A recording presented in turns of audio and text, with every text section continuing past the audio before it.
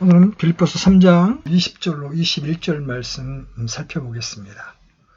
우리의 생활 방식은 하늘에 있으며 거기로부터 또한 우리가 구원자 주 예수 그리스도를 기다리노니 그분께서는 모든 것을 자기에게 복종시킬 때 사용하는 능력을 발휘하사 우리의 천한 몸을 변화시켜 자신의 영광스러운 몸과 같게 만드시리라. 아멘. 저는 우리 모두가 이 구절이 빌립보서 3장이라고 하는 위대한 장의 장엄한 정점이라는데 동의하리라고 생각합니다. 우리는 빌립보서 3장을 몇 차례 연구해 오면서 때때로 몇몇 진술이 특별히 뛰어난 것을 보았고, 그것들은 이 위대한 사도가 일찍이 한 가장 장엄한 진술 가운데 일부임을 살펴보았습니다. 빌립보서 3장은 위대하고 고상하며 놀라운 사실로 가득 차 있습니다. 그것은 사도 자신의 체험에 관한 독특한 묘사입니다. 이 장에는 몇 차례에 걸쳐서 그리스도인에 관한 그의 명확하고도 분명한 정의가 실려 있습니다. 우리는 바울이 유대주의자들과 율법 폐기론자들을 포함한 다른 여러 사람들의 그릇된 교훈을 진지하게 논박하고 있음을 살펴보았습니다. 그러나 이 장 전체에 걸쳐 흐르는 것은 무엇보다도 그리스도인의 삶과 각 그리스도인의 개인적인 위치에 관한 뛰어나고도 장엄한 개념이 존재한다는 것입니다. 그리고 본문에서 바울은 그 개념을 한데 모아 영광스럽고도 장엄한 정점에 이르게 하고 있습니다.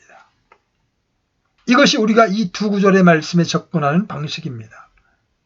이 두 구절은 바울이 이 장의 위대한 논증 가운데 말해온 모든 것의 요약으로 간주되어야 합니다. 그러므로 이 두 절 말씀을 그리스도인이 된다는 것의 의미를 일깨워주는 또 하나의 말씀으로 묘사하는 것은 전적으로 타당한 일입니다.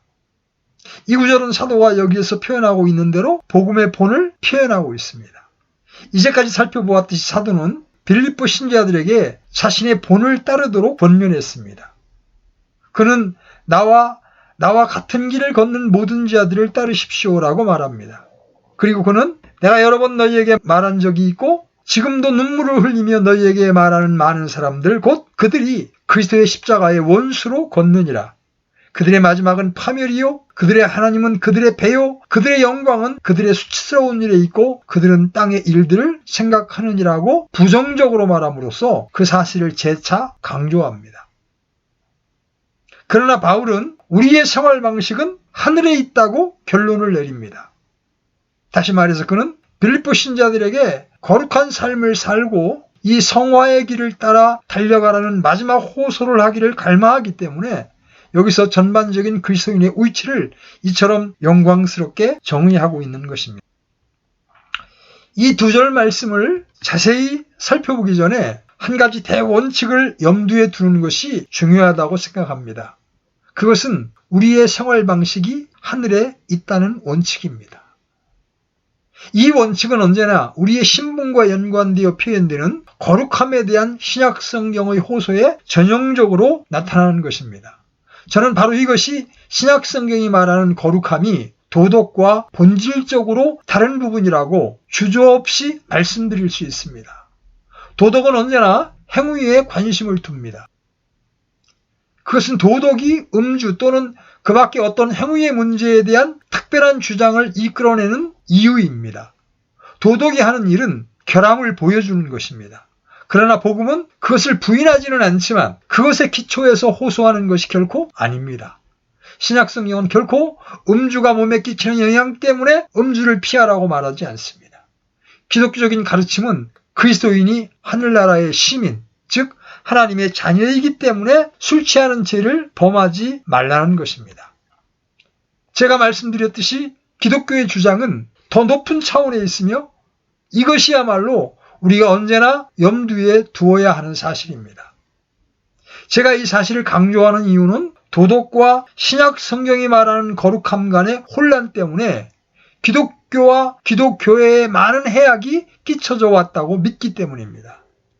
또한 그것은 원칙을 무시하고 세부적인 것들에 관심을 갖기 때문이고 생명과 생활, 거룩함과 행위에 관한 신약 성경의 차이를 깨닫지 못하기 때문입니다.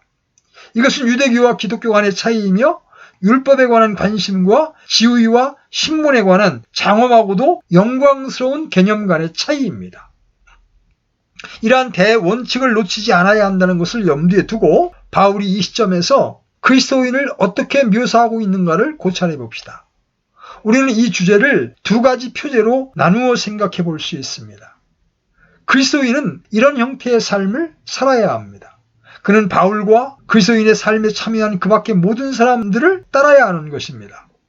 그렇게 해야 하는 이유는 첫째로 그의 신분이며 둘째로는 그의 소망 때문입니다. 첫 번째 이유를 생각해 봅시다. 그리스도인은 어떤 존재입니까? 사도의 대답은 그리스도인은 우선적으로 하늘의 시민이라는 것입니다. 생활 방식으로 번역된 단어의 헬라어 폴리브튜마는 공동체 또는 시민권이라는 의미도 같습니다. 신자는 하늘의 시민권이 있기에 그의 생활 방식도 하늘의 것이어야 하는 것입니다. 여기서 강조할 필요가 있는 중요한 단어는 있으며 영어로는 is, 현재형으로 쓰여져 있는 단어입니다. 우리의 시민권은 하늘에 있습니다.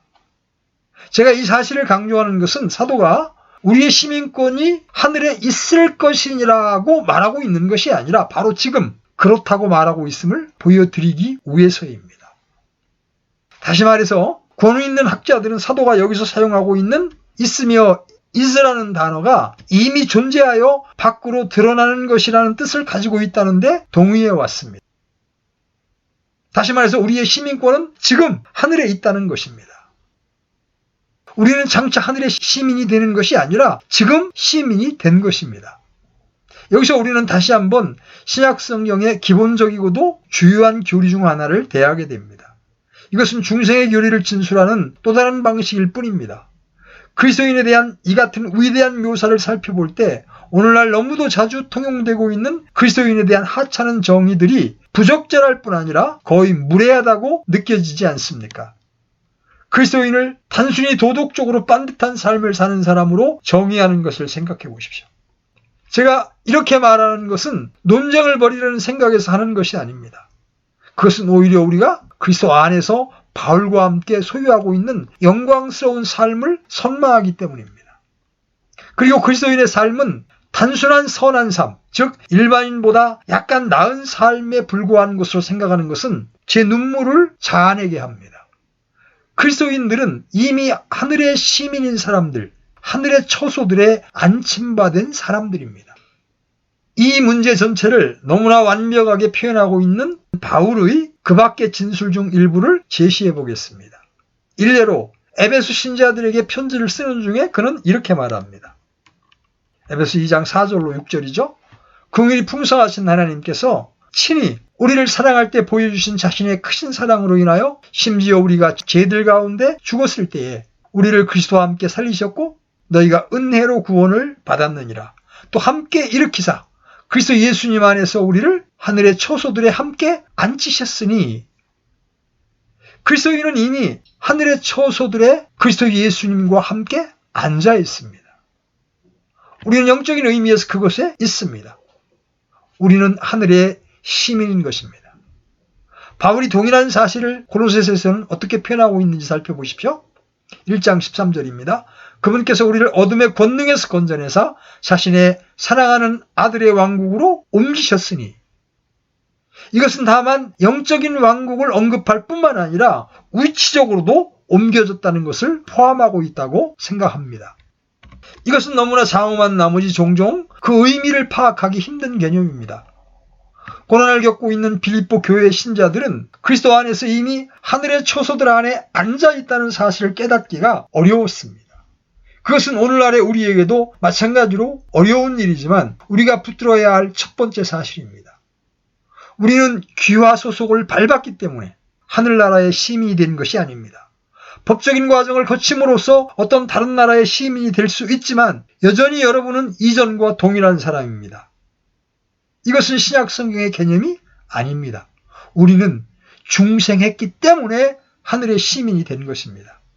우리는 시민권을 얻기 위해 아무 대가도 지불하지 않았습니다. 그것은 법적인 거래의 문제가 아닙니다. 우리는 새로 창조된 새로운 존재들입니다. 하나님의 본성에 참여한 자들입니다. 하나님의 아들들입니다. 우리는 그 왕국에 속해 있으며 다른 어떤 것이 아니라 출생을 통해서 시민권을 소유하고 있습니다. 그러므로 바울이 그리스도인에 대해 주장하는 바는 그리스도인이 비그리스도인들과 전적으로 다르다는 것입니다. 물론 사도 바울은 무가치한 삶을 살고 있는 사람들, 곧 그가 그리스도의 원수라고 불러온 사람들과 그리스도인들과의 대조를 염두에 두고 있었습니다. 그는 사실상 이렇게 말하고 있습니다. 여러분은 그런 삶에 대해 단 한순간도 생각해서는 안 됩니다. 여러분은 그들과 같은 영역에 속해 있지 않습니다. 그들은 이 세상 나라에 속해 있습니다. 여러분은 하늘의 시민입니다. 이것이 신약 성경의 입장입니다. 우리가 그리스도인이라는 이름에 합당한 존재라면 우리는 이 순간에 그리스도인이 아닌 사람들과 전적으로 달라야 합니다. 약간 나은 존재라든가 표면상으로만 다른 것이 아니라 중생의 결과로 그 존재 자체가 달라야 하는 것입니다. 우리는 새 시민권을 가지고 있습니다. 우리는 그리스도 안에 있습니다. 그리고 그렇기 때문에 하늘의 처소에 그분과 함께 앉아 있습니다. 우리가 마침내 하늘나라에 이르기 전에 어떤 일들이 일어나게 될 것입니다. 하지만 우리의 시민권은 그때와 마찬가지로 지금도 확실합니다.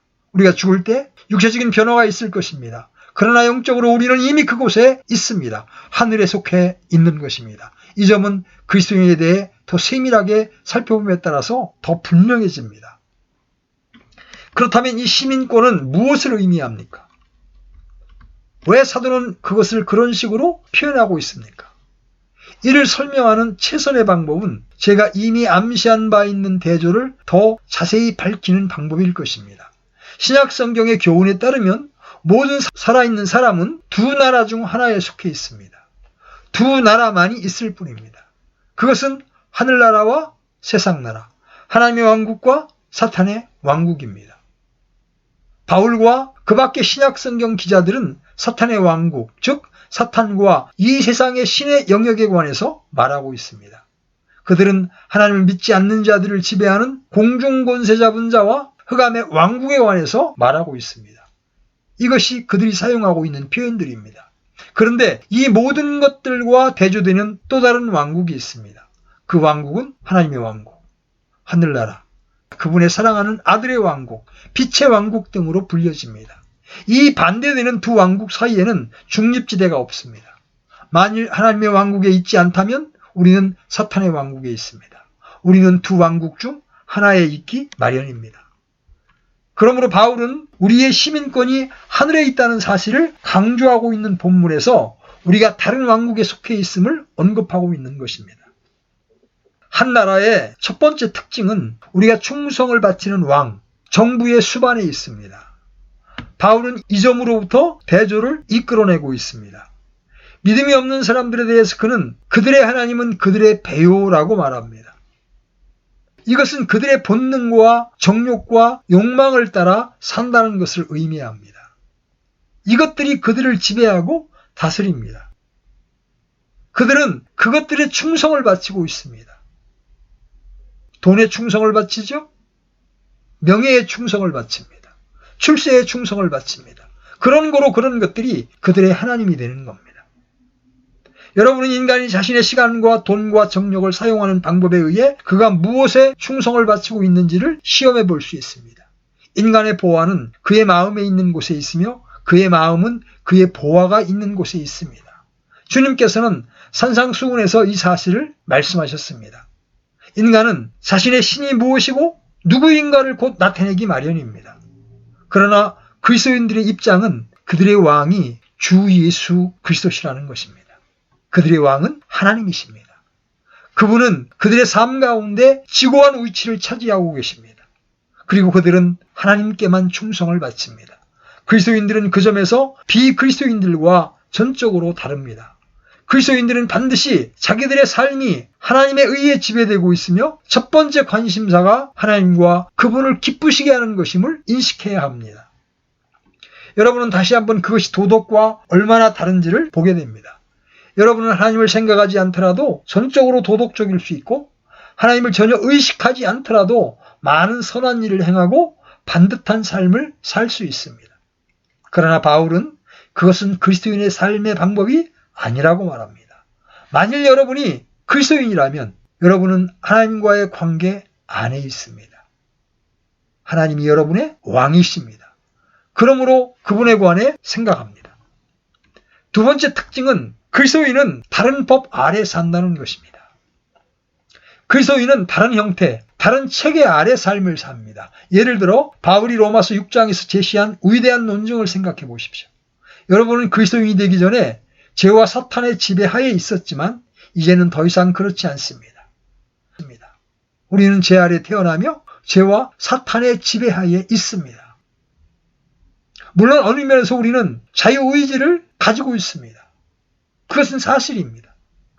그러나 우리는 죄 아래 태어나며 죄와 사탄의 지배하에 있기 때문에 우리의 의지만으로 죄와 사탄의 지배를 거절할 능력이 없습니다. 이것이 바로 사람들이 점점 더 죄 가운데 빠져들어가는 이유입니다. 그들은 자기들이 하고 있는 일에 노예인 것입니다. 누가복음 11장 21절에서 주님께서는 강한 자가 무장을 하고 자기 저택을 지킬 때에는 그의 재산이 안전하나 이렇게 말씀하고 계십니다. 여기서 강한 자는 사람들에게 그들이 자유롭다고 설득시키면서 그들의 삶을 지배하는 사탄입니다. 이것은 오늘날의 국제적, 정치적 세계를 볼 때 쉽게 이해할 수 있습니다. 여러분에게 여러분이 자유롭다고 설득하는 형태의 독재가 있습니다. 이것이 바로 사탄이 행하는 바입니다. 그런 사람들이 자신의 지배에 묶여 있음에도 불구하고 자유롭다고 설득합니다. 그러나 그리스도인들은 그런 입장에 처해 있지 않습니다. 그들은 그 지배에서 벗어나 하나님의 왕국에 속해 있습니다. 그들은 다른 법을 소유하고 있습니다. 다른 규칙과 규례에 복종하고 있는 것입니다. 그들의 삶의 전반적인 질서가 다릅니다. 그들은 한 나라에서 취해져서 다른 나라로 옮겨진 것입니다. 이 새 나라의 시민들은 완전히 새로운 규칙을 인식하고 있습니다. 나라마다 서로 다른 관습과 규칙들이 있듯이 하나님의 왕국과 사탄의 왕국도 본질적인 차이가 있습니다. 그리고 하나님의 왕국의 시민이 된 자들은 삶에 관해 완전히 새로운 개념을 인식하고 있습니다. 그들은 전혀 다른 방식으로 사물을 바라봅니다. 새로운 법을, 곧 완전한 자유의 법을 인식하고 있기 때문입니다. 시민권, 이 생활 방식에 해당되는 세 번째 중요한 사실은 그 시민권이 우리에게 다른 권리와 특권을 부여한다는 것입니다. 한 나라의 시민인 우리에게는 시민이 아닌 사람들은 할 수 없는 어떤 일을 할 수 있는 권리가 부여됩니다. 그리스도인의 삶에 있어서 이것은 매우 중요한 사실입니다. 한 나라의 시민인 우리는 왕이신 하나님의 보좌 앞에 나아가 간구하고 구할 것을 아뢰는 권리를 갖고 있습니다. 성경은 이런 사실들로 가득 차 있습니다. 성경은 하나님께서 자신의 백성들에게 특별히 관심을 갖고 계신다고 말해주고 있습니다. 하나님께서는 아모스를 통해서 그 백성들에게 내가 땅의 모든 가족 중에서 너희만을 알았나니 이렇게 말씀하고 계십니다. 하나님이 정말 이스라엘 민족만 알고 계시고 다른 모든 민족들은 알지 못하실까요? 그분은 어떤 면에서 다른 민족들도 모두 알고 계셨습니다. 그러나 이 말씀은 친밀하게 아는 것을 말하고 있습니다.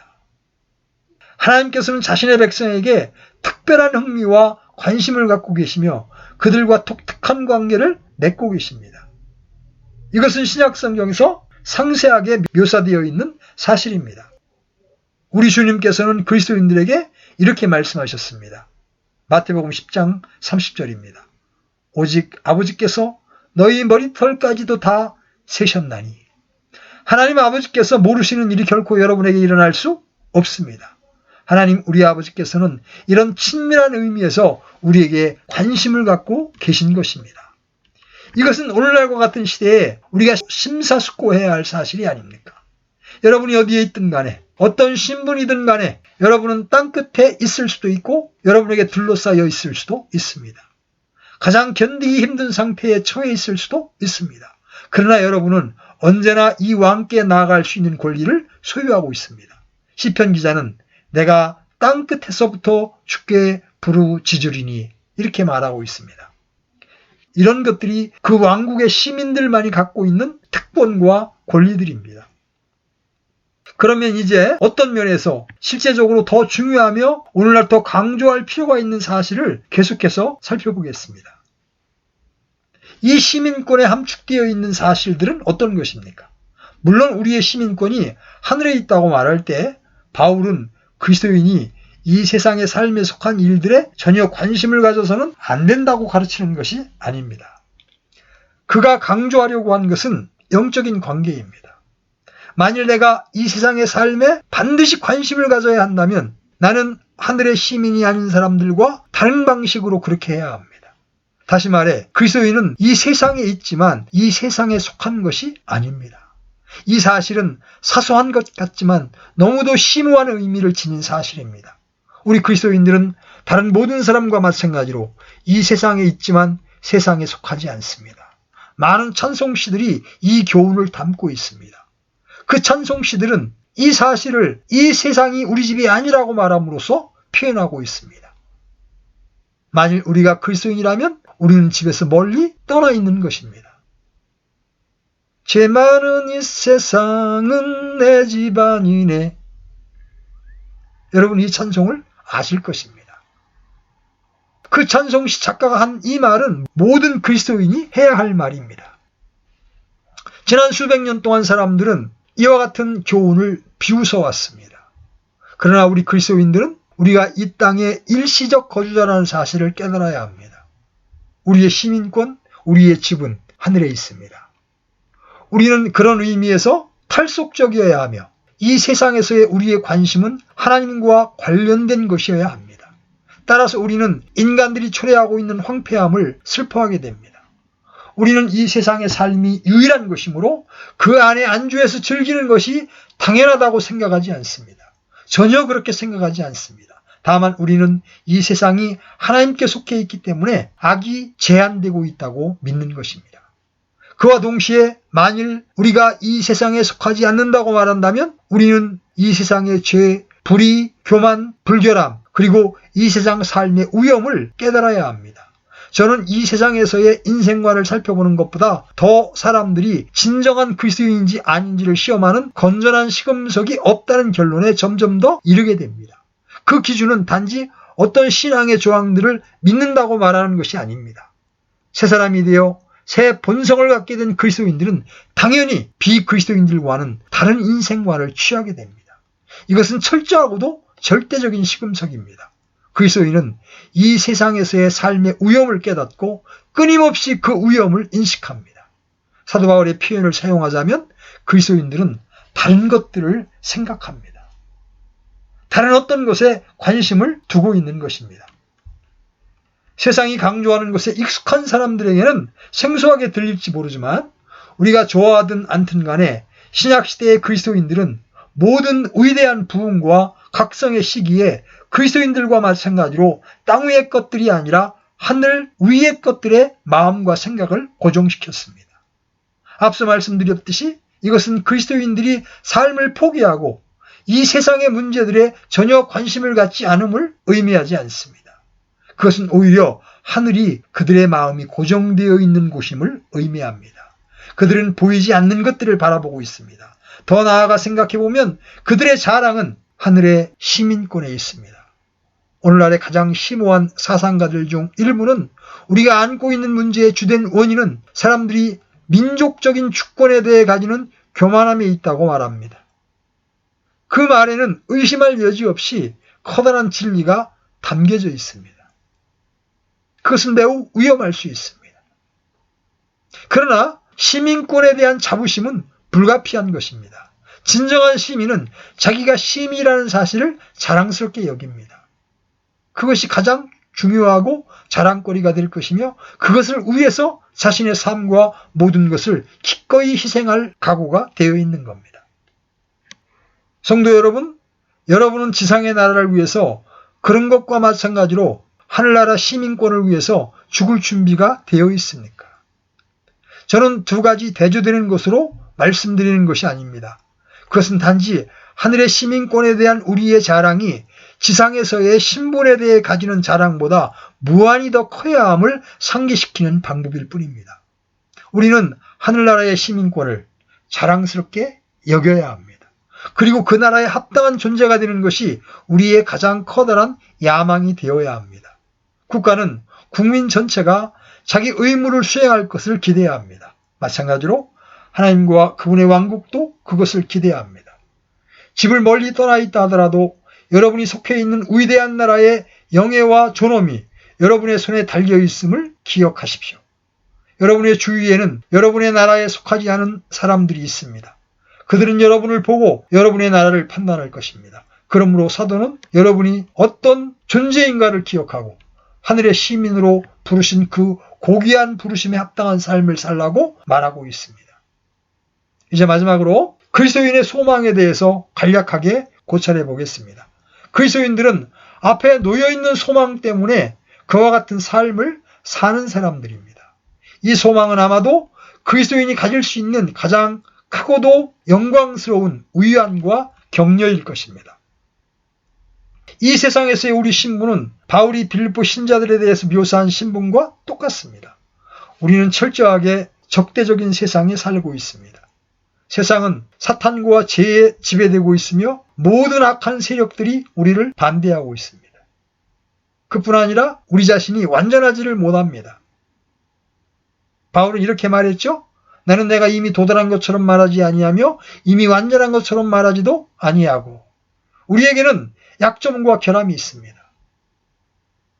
몸 자체가 문제를 제공합니다. 우리의 몸은 약해서 질병에 굴복하며 결국에는 죽음에 굴복하게 되는 것입니다. 원수와 약점, 안팎의 문제들에 둘러싸여 있는 것이 이 세상에서의 우리의 위치입니다. 우리는 어떻게 계속 살아갈 수 있습니까? 하늘의 시민이라고 말하는 것이 무슨 소용이 있습니까? 그 말은 거의 조롱하는 말처럼 들립니다. 그러나 바울은 확실하게 말합니다.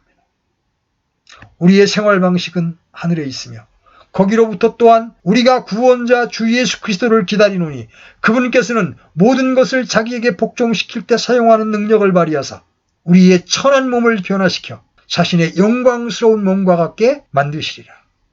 그의 말의 의미를 아시겠습니까? 이것은 궁극적인 위로를 주는 말입니다.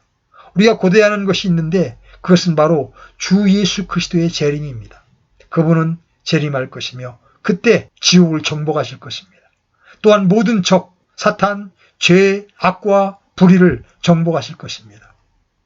흑암의 왕국에 속한 모든 것을 마침내 뿌리 뽑고 완전히 없애버리실 것입니다. 우리는 구주 예수 그리스도를 고대하고 있습니다. 삶이 힘들고 상황이 더 나빠질 수 있습니다. 핍박을 겪을 수도 있고 다른 그리스도인들이 오늘날 겪고 있는 일 중 일부를 직면할 수도 있습니다. 이 모든 일들이 우리에게 임할 수 있습니다. 이에 대한 우리의 대답은 다음과 같습니다. 이 세상 나라가 열화처럼 노하게 내버려 두십시오. 그들이 어떻게 하든지 간에 우리는 주 예수 그리스도께서 재림하시는 날이 임하고 있음을 알고 있습니다. 그분은 하늘의 보좌로부터 왕으로 이 세상에 돌아오실 것입니다. 그분은 모든 것에 궁극적으로 승리하시고 왕으로 다스리게 될 것입니다. 그러나 그것이 전부가 아닙니다.